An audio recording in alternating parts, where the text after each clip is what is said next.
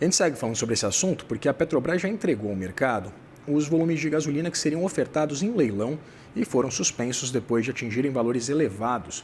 A estatal programou para o próximo dia 27 leilões do GLP, o que, por sua vez, de acordo com Sérgio Bandeira de Mello, presidente do Sindigás, o Sindicato Nacional das Empresas Distribuidoras de Gás e Efeito de Petróleo, levantou preocupações no setor pelo risco de aumento dos preços. É justamente com ele que a gente vai conversar agora para tentar entender melhor esse assunto. Sérgio, seja muito bem-vindo, é um prazer ter você aqui. Obrigado, Vitor. É um prazer para mim. Sérgio, eu queria começar perguntando exatamente sobre essa possibilidade de um incremento do preço do gás e, evidentemente, quais são os fatores que o governo, por exemplo, poderia usar para mitigar? A gente pode acompanhar algum tipo de resistência também por parte da Petrobras nesse repasse? Seria uma solução, por exemplo, subsidiar mais uma vez o gás de petróleo, né? Em meio também a essas discussões a respeito do gás do povo, etc.? Vitor, a gente não acredita que seja necessário que exista qualquer tipo de subsídio por parte da Petrobras ou por parte do governo. Na verdade, assim, para a população que é atendida e que tem vulnerabilidade, efetivamente, dificuldade de adquirir GLP, o governo instituiu uma boa solução, que é o gás do povo, que garante às famílias mais vulneráveis acesso ao GLP. O que nos preocupa nesse momento é que a gente fez agora o rollout, o lançamento dessa última fase, agora dia 23, segunda-feira, do gás do povo, e nós estamos agora alcançando 15,5 milhões de famílias beneficiárias. E a Petrobras, ela avisou as distribuidoras de que mais de 15% do GLP ofertado será leiloado e ela colocou um ágio mínimo de mais de 30% do preço de lista, né? Então, assim, na verdade, é natural que exista algum tipo de aumento do GLP dentro das pressões de mercado internacionais que você está descrevendo aqui, mas para nós é importante que isso aconteça de uma forma transparente.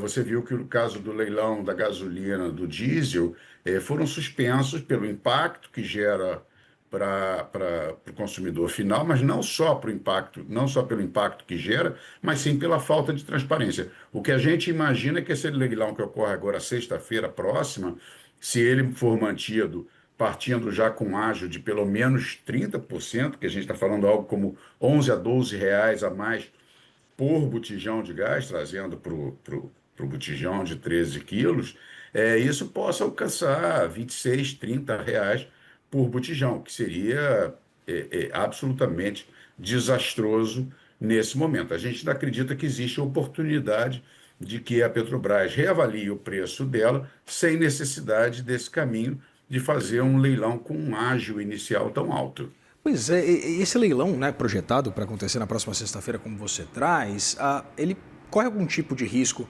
exatamente de uma falta de interesse, exatamente por essa volatilidade tão significativa que a gente tem acompanhado nos últimos pregões? Sérgio, pergunto porque na segunda-feira, por exemplo, houve uma queda de mais de 10% em alguns momentos das negociações do mercado de petróleo.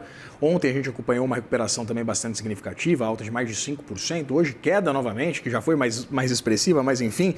Queria entender, dado esse cenário de completa imprevisibilidade, a possibilidade inclusive de o Irã num cenário extremo, fechar o Estreito de Hormuz e o preço do barril ultrapassar os $120. Queria entender exatamente se isso atrapalha exatamente a atratividade desse leilão. Vitor, a nossa situação, nós estamos, no caso das distribuidoras, das envasadoras de GLP, nós estamos alguns degraus abaixo desse debate, ou seja, na verdade, a Petrobras, ela oferece 600 mil toneladas, ela corta dessas 500 e poucas mil toneladas, ela corta 90 mil toneladas de oferta, ela gera uma escassez e ela me vende dentro de um esquema de leilão. Então, assim, não existe como eu não ter interesse em comprar um produto que é básico, ou seja, nós temos já contratado a entrega desse produto para os nossos clientes, sejam revendedores, seja indústria, seja comércio. Então, assim, esse é um produto que já está contratado por nós e nós vamos, as empresas distribuidoras, elas vão ter que disputar por esse produto. Então, assim, quando você entra na sistemática de leilão fora do preço de lista da Petrobras, a tendência natural, como você tem uma sensação de escassez de oferta no mercado internacional, além da Petrobras estar leiloando uma parcela que ela retirou da oferta já contratada, né? A tendência é que não pare nos R$ 900 por tonelada.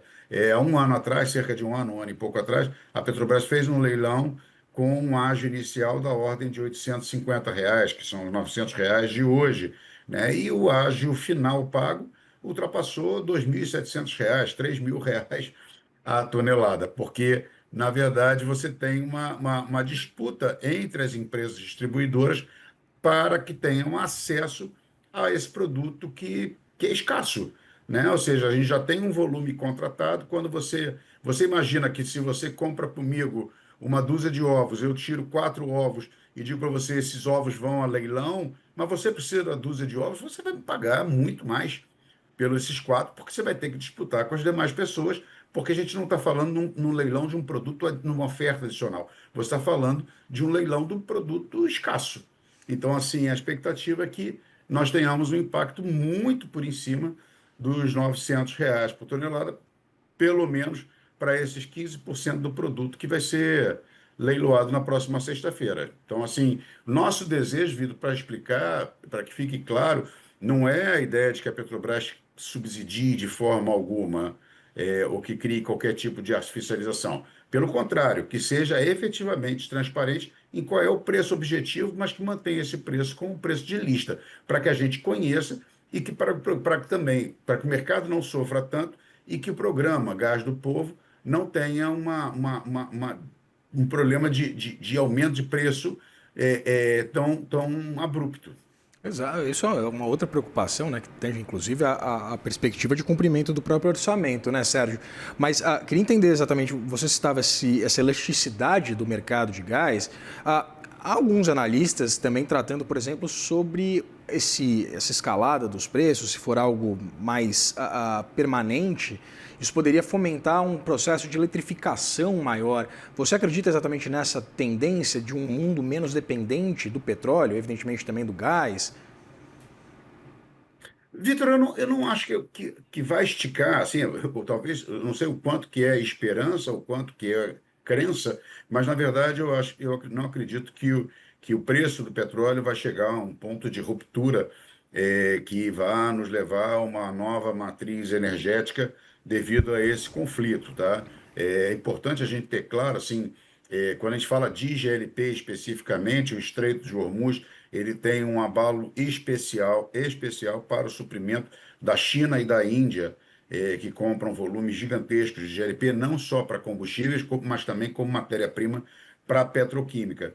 E se você notar nos comunicados do governo iraniano, eles dizem os navios não aliados estão impedidos de passar. Então, assim, os navios com carga da China e com carga da Índia estão conseguindo passar. Exatamente por isso, o preço no mercado internacional do GLP não subiu escandalosamente.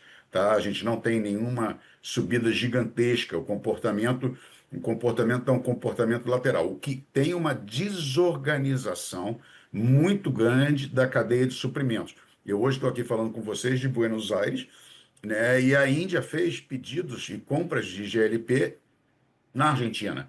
É totalmente incomum. Isso você imagina a capacidade de uma compra dessa de produto, poucas compras, mas você imagina uma nova rota para a Índia saindo da Argentina para a Índia, que transformação isso traz no custo de transporte, que transformação isso traz no custo operacional de terminais. Então, assim, nós estamos no momento da atenção, nós estamos vivendo o meio da atenção. E mesmo no meio da atenção, os custos principais que aumentaram relacionados à GLP são os custos de transportes e os custos operacionais de uma forma geral. O preço da molécula propriamente dito teve um pequeno aumento, mas ainda não é significativo. Acho que a gente tem um risco maior de verdade, no caso do GLP, no médio prazo, é de você ter rupturas de continuidade de suprimento. Isso nos preocupa mais até do que a questão do incremento eventual de preço. Conversei com Sérgio Bandeira de Mello, presidente do Sindigás. Sérgio, muito obrigado pela disponibilidade de conversar com a gente. Eu que agradeço.